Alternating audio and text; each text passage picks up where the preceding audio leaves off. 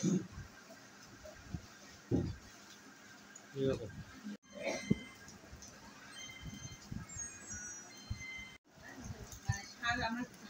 কোনো অনুমতি নেই। আমার প্রয়োজনে পেঁয়াজ হয়, শীতকালীন পেঁয়াজ থাকে, কিন্তু গ্রীষ্মকালীন পেঁয়াজটা এই উদ্দেশ্যে আসলে যাতে সকল সময় কৃষক করতে পারে, এজন্যই পেঁয়াজের বীজ বিতরণ দেওয়া হচ্ছে।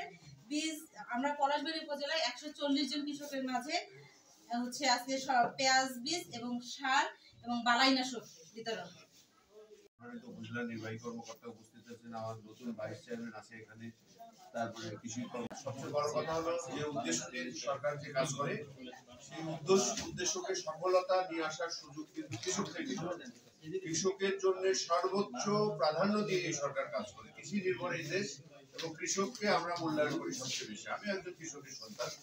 যারা এখানে আসছেন যে উদ্দেশ্য নিয়ে আসছেন, এই যে পেঁয়াজ বীজ দিয়ে যাচ্ছে, মানে এটা হলো এই মৌসুমে বৈজ্ঞানিক পদ্ধতিতে চাষ করার জন্যই কিন্তু আমরা সরকারের চাচ্ছি যে আমাদের চাহিদা পূরণ করা।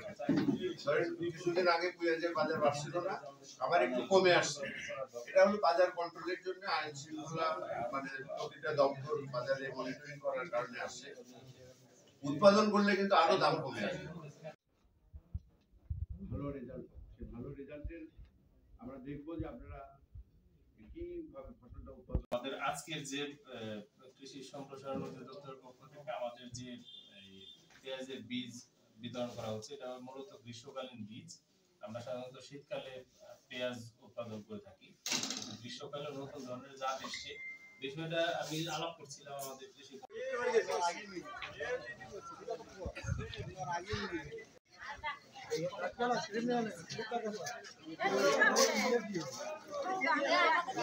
হয়ে গেল।